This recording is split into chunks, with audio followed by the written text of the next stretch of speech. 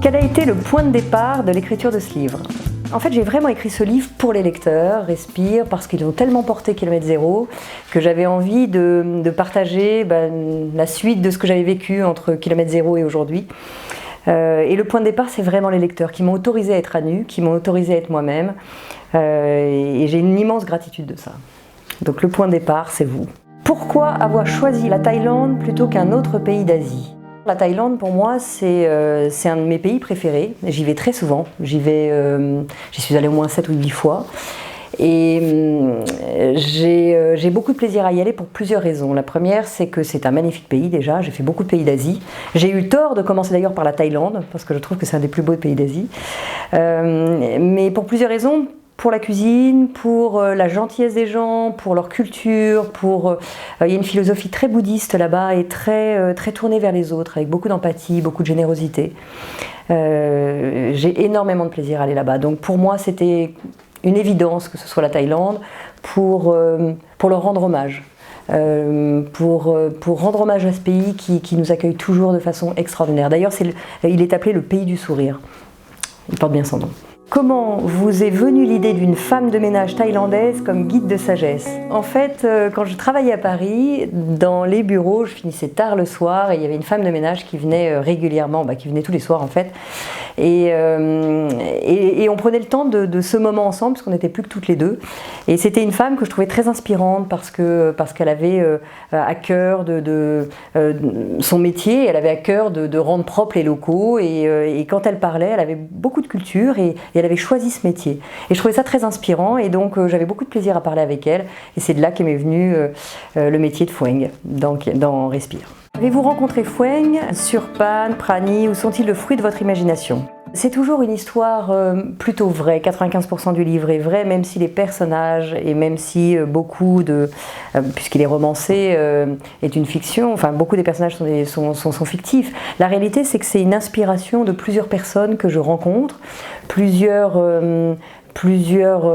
chemins de vie. Je coach des gens depuis 25 ans et c'est aussi leur histoire, des bouts de leur histoire, et j'avais envie d'amalgamer des histoires vraies finalement, parce que tous les personnages, comme dans Kilomètre Zéro, d'ailleurs mes amis me disent tu es la somme des personnages, et je crois que c'est ça. Donc vous ne trouverez pas Phueng précisément, pas Surpan précisément, pas Malo précisément, mais c'est le fruit de 25 ans de recherche, 25 ans de travail, 25 ans de lecture, 25 ans de voyage que j'avais envie d'offrir à travers ce roman aussi. Ma gourmandise m'a fait remarquer qu'il était souvent question de l'alimentation dans votre texte. Quelle importance revêt-elle dans votre spiritualité? La nourriture est très très importante dans ma vie. J'ai beaucoup de plaisir à voyager et à rencontrer aussi les différentes cuisines du monde. J'adore manger, je trouve que c'est un moment extrêmement convivial, c'est un moment de partage, et j'adore aussi cuisiner. Donc c'était une évidence que je parle souvent de cuisine. Ouais. Et ça, c'est où que je sois, j'aime goûter ces différents plats. Quelles sont les sagesses spirituelles ou religieuses qui vous ont guidé pour nourrir ce livre et qui peut-être vous accompagnent au quotidien? Il y a plusieurs sagesses, je ne crois pas qu'il y ait qu'une sagesse d'ailleurs, je crois que tout le monde a sa sagesse. Qui que vous rencontriez, quel que soit leur âge, chaque personne a quelque chose d'inspirant à nous apporter, quel que soit son métier, quel que soit son sexe, quelle que soit sa taille, quelle que soit sa spiritualité, sa religion, etc. On a tous quelque chose à aller chercher chez quelqu'un, donc il y a eu plusieurs religions, il y a eu plusieurs lectures aussi, plusieurs philosophies de vie, plusieurs rencontres qui m'ont amené à progresser millimètre par millimètre. Quelle place réservez-vous au corps dans le quotidien et dans le quotidien spirituel? J'ai longtemps ignoré le corps. En fait, j'étais quand même quelqu'un de très mental et tout se passait dans ma tête, la réflexion se passait dans ma tête, les ressentis se passaient dans ma tête. J'avais pas compris qu'on avait un corps et qu'on avait aussi des émotions qu'on pouvait ressentir dans le corps. Donc il m'a fallu plusieurs années pour reconnecter ça, de nombreuses années. J'avais le sentiment d'être presque tétraplégique et donc il m'a fallu des années de travail pour reconnecter ça.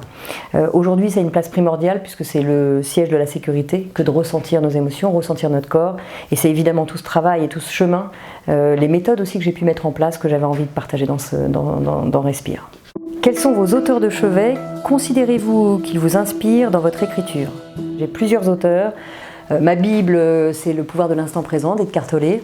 mais il y a beaucoup de livres qui m'inspirent tous les jours, il y a beaucoup d'auteurs qui m'inspirent tous les jours. Je pourrais nommer des auteurs français comme Frédéric Lenoir, Laurent Gounel, je pourrais nommer des gens qui m'ont fait grandir comme Neil Walsh avec des livres comme Conversation avec Dieu.